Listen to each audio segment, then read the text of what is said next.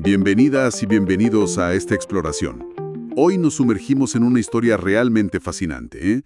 Cómo una idea sobre compartir código, que parecía casi una curiosidad académica hace décadas, bueno, acabó sentando las bases para la revolución de la inteligencia artificial que está definiendo nuestro presente.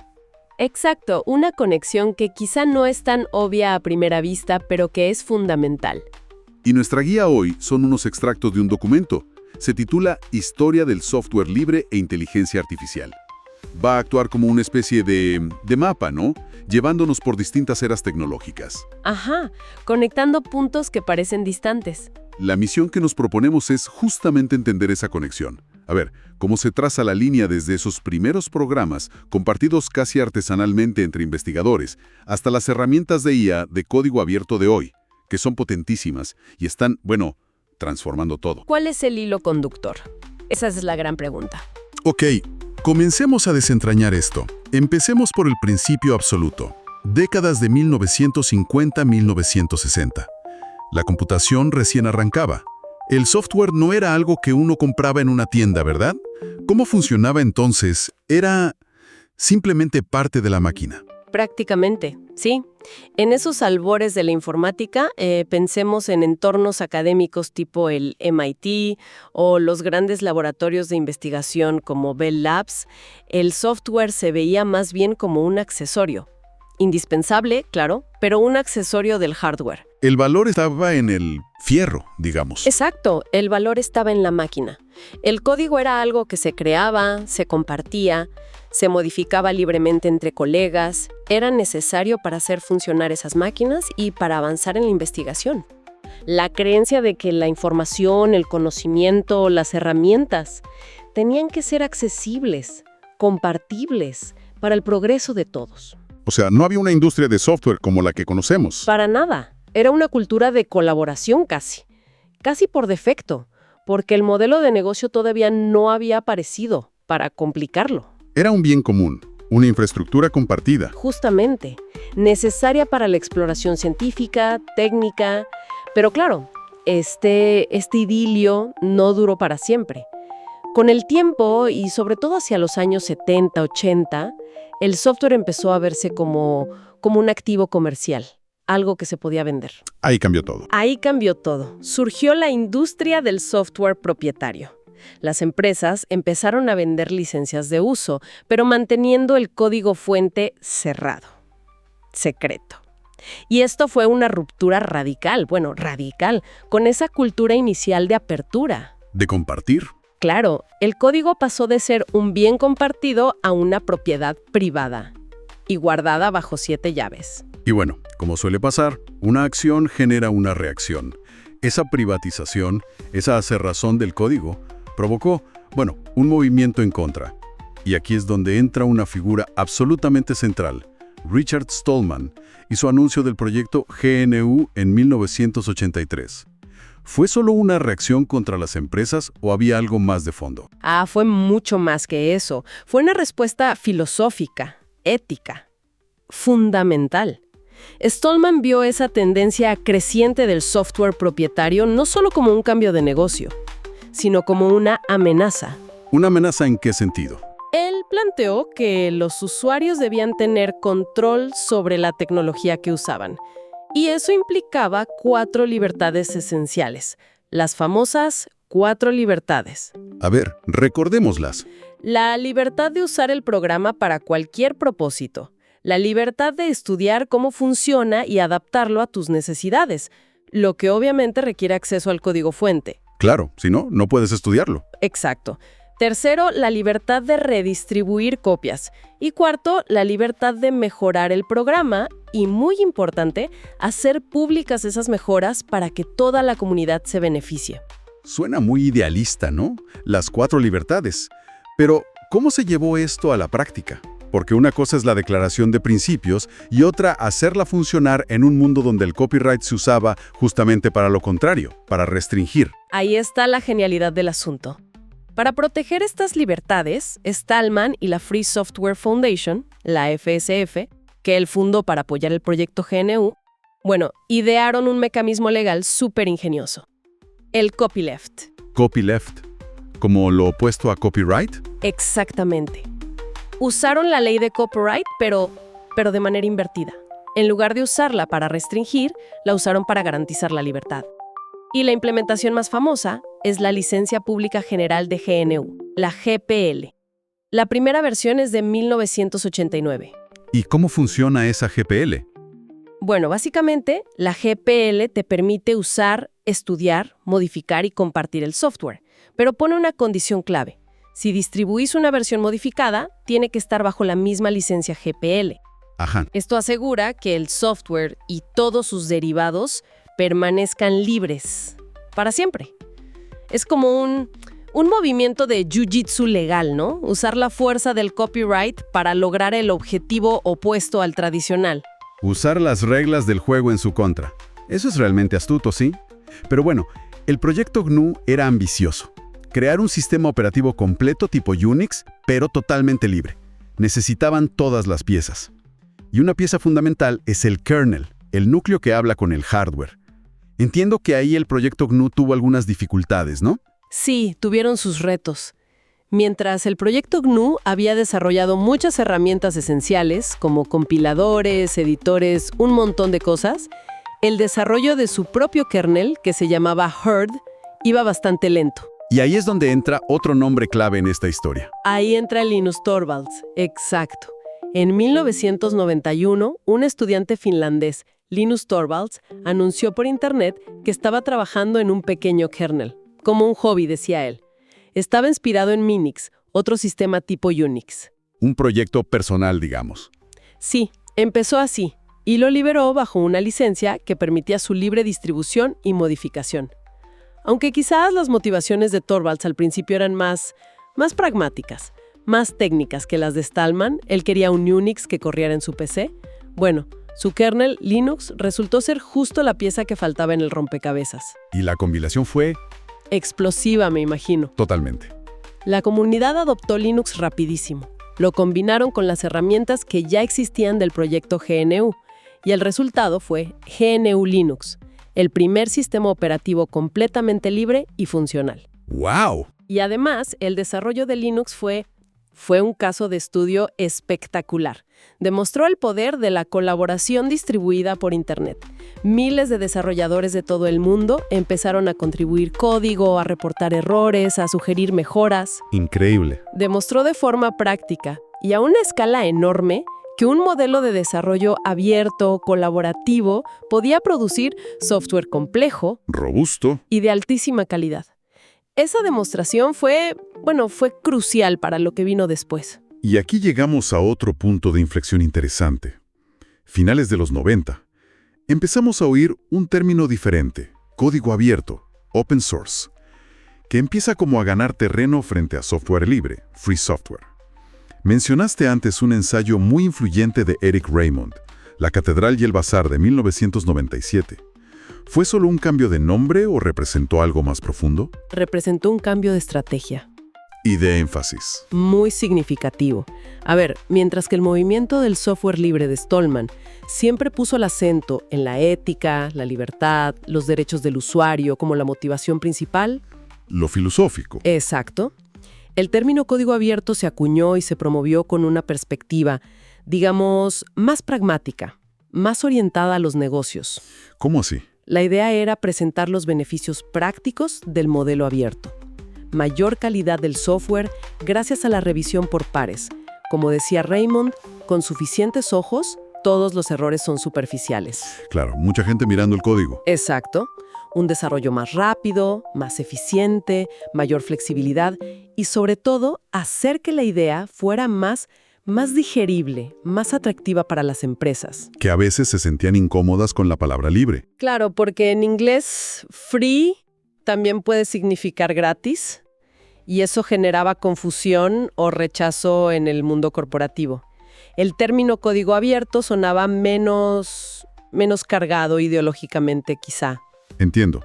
Fue como un ejercicio de marketing, por decirlo de alguna manera, para venderle mejor la idea al mundo corporativo, enfocándose en las ventajas técnicas, económicas, más que en la filosofía pura. Se podría ver así. Y La Catedral y el Bazar justamente argumentaba eso, ¿no? Que el modelo un poco caótico pero abierto del Bazar como el desarrollo de Linux, era superior al modelo tradicional, cerrado, planificado de la catedral. ¿La catedral sería el software propietario? Exacto. Un desarrollo más jerárquico, más cerrado. Raymond usó Linux como el ejemplo perfecto del bazar, descentralizado, muchas contribuciones, rápido, adaptable. El ensayo tuvo un impacto enorme. Ayudó a convencer a muchas empresas de las ventajas del modelo abierto. Y para formalizar esto se creó una organización. Así es. Para darle un marco a este enfoque, en 1998 se fundó la Open Source Initiative, la OSI. ¿Y qué hizo la OSI específicamente? Ponerle reglas a este nuevo término. Justamente, la OSI acuñó formalmente el término Open Source y creó la Open Source Definition, la OSD. Es un conjunto de 10 criterios, claros, específicos, que una licencia de software tiene que cumplir para poder ser certificada como de código abierto. Ah, o sea, un estándar. Exacto. Un estándar reconocible, fiable. Si una licencia tenía el sello de aprobación de la OSI, las empresas sabían a qué atenerse. Sabían que cumplía con ciertos principios de apertura. Y eso facilitó la adopción por parte de las empresas. Muchísimo. Fue fundamental para desmitificar el concepto y para que el código abierto entrara masivamente en el mundo corporativo. Linux se convirtió en el gran estandarte, claro. Dominó el mercado de servidores, supercomputadoras, sistemas embebidos. Pero también surgieron otros proyectos enormes como Apache para servidores web, MySQL para bases de datos. El código abierto demostró ser no solo viable, sino a menudo superior, técnica y económicamente. Vale, hemos trazado esta línea fascinante. Desde la colaboración académica casi informal hasta el pragmatismo empresarial del código abierto. Pero ahora viene el gran salto que planteamos al principio. ¿Cómo conecta todo este universo del software abierto con la inteligencia artificial, que domina tantas conversaciones hoy? Parecen mundos distintos. Sistemas operativos por un lado, redes neuronales por otro. La conexión es directa y es fundamental. Podríamos decir que el ecosistema de código abierto no solo conectó con la IA, sino que se convirtió en el suelo fértil sobre el que creció, de forma exponencial, la revolución de la IA moderna, especialmente el aprendizaje profundo, el deep learning. ¿Cómo así? Por los principios de compartir, de colaborar, de construir sobre el trabajo de otros. Sí, y también, muy importante, por las herramientas y las plataformas que se desarrollaron bajo licencias de código abierto. Todo eso fue el catalizador clave. ¿Podrías darnos ejemplos concretos de cómo pasó esto? ¿Qué herramientas fueron tan determinantes? Absolutamente. Pensa en los gigantes tecnológicos. A mediados de la década de 2010, estaban desarrollando internamente herramientas superpotentes para sus propias necesidades de IA. Pero tomaron una decisión estratégica, crucial: liberarlas como código abierto. ¿Quiénes, por ejemplo? Google lanzó TensorFlow en noviembre de 2015. Poco después, Facebook, que ahora es Meta, hizo lo mismo con PyTorch en octubre de 2016. Y estos no eran programitas simples, Eran y son frameworks completísimos. Bibliotecas de software que te dan los bloques de construcción fundamentales para diseñar, entrenar y desplegar modelos de aprendizaje automático y profundo. Y el hecho de que fueran abiertos cambió todo el panorama. Radicalmente. De repente, herramientas de vanguardia que habían costado millones en desarrollo y que requerían una experiencia muy específica, estaban disponibles, gratis, para cualquiera con una conexión a Internet. Impresionante. Un estudiante en una universidad pequeña, una startup con pocos recursos, una investigadora en un país en desarrollo. Todos podían acceder a la misma tecnología base que los gigantes de Silicon Valley. Eso es una democratización tremenda. Exacto. Una democratización sin precedentes del campo de la IA. Se redujeron drásticamente las barreras de entrada. Se multiplicó la cantidad de gente que podía experimentar, aprender, construir. La innovación dejó de estar confinada a unos pocos laboratorios de élite. Es fascinante pensar en ese efecto multiplicador. Y supongo que TensorFlow y PyTorch no fueron los únicos. Se creó todo un ecosistema alrededor, ¿verdad? Por supuesto, surgió un ecosistema riquísimo. Scikit-learn, por ejemplo, se consolidó como la biblioteca de referencia para tareas de aprendizaje automático más clásico. Keras se popularizó como una interfaz de alto nivel, más fácil de usar, que podía correr sobre TensorFlow u otros, haciendo todavía más accesible el diseño de redes neuronales. Más herramientas abiertas. Y más recientemente, plataformas como Hugging Face han revolucionado sobre todo el campo del procesamiento del lenguaje natural, el PLN. Hugging Face no solo ofrece su librería Transformers, que es muy popular y potente, Sí, he oído hablar de ella. sino que también se ha convertido en un centro neurálgico, un lugar para compartir modelos preentrenados, conjuntos de datos, código. Es como un GitHub, pero súper vitaminado y específico para la IA. Entiendo. Entonces, esta cultura de compartir, que viene del software libre y del código abierto, se adaptó perfectamente al mundo de la IA. Creó un ciclo virtuoso. Herramientas compartidas, modelos compartidos, conocimiento compartido.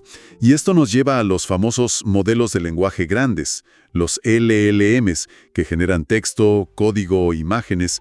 ¿También están influenciados por esta apertura? Definitivamente. Aunque algunos de los modelos más grandes y potentes son propietarios, como GPT-4 de OpenAI o Claude de Anthropic, en sus versiones más avanzadas, bueno, muchos otros modelos muy influyentes o versiones significativas de ellos se han liberado como código abierto. ¿Cómo cuáles? Como Llama de Meta, Mistral de Mistral AI o modelos de Google como Gemma. Se han liberado como código abierto o con licencias bastante permisivas. ¿Y qué permite eso? Permite que la comunidad global investigue cómo funcionan por dentro, que los adapten a idiomas o tareas específicas, que los auditen buscando sesgos o vulnerabilidades y que construyan nuevas aplicaciones sobre ellos. La velocidad a la que avanza el campo de los CLMs se debe en gran medida a esta dinámica abierta. ¿La comunidad puede experimentar, mejorar? Exacto. Y bifurcar estos modelos a un ritmo que sería imposible para un solo equipo o una sola empresa. Claro, pero esa misma apertura y esa potencia también deben generar ciertos debates o preocupaciones, ¿no? Sin duda. La disponibilidad de modelos de IA tan potentes como código abierto plantea preguntas complejas y cruciales sobre el uso responsable, la seguridad, la posible desinformación, la concentración de poder, porque incluso con modelos abiertos, entrenarlos requiere muchísimos recursos computacionales. Entiendo. ¿Y la gobernanza de la IA en general? Exacto. Es un debate súper activo y muy necesario. ¿Cómo equilibramos los enormes beneficios de la apertura y la innovación acelerada con la necesidad de mitigar los riesgos potenciales? No hay respuestas fáciles, ¿eh? Y es algo que la comunidad tecnológica y la sociedad en general están tratando de abordar ahora mismo. Ujú. Recapitulando entonces, hicimos un viaje impresionante. Empezamos con código compartido casi como un favor entre académicos en los 50s y 60s. Vimos surgir una reacción filosófica fuerte con el movimiento del software libre en los 80s, luchando por la libertad del usuario. Ajá. Luego, una adaptación pragmática con el código abierto en los 90s, enfocada en beneficios técnicos empresariales.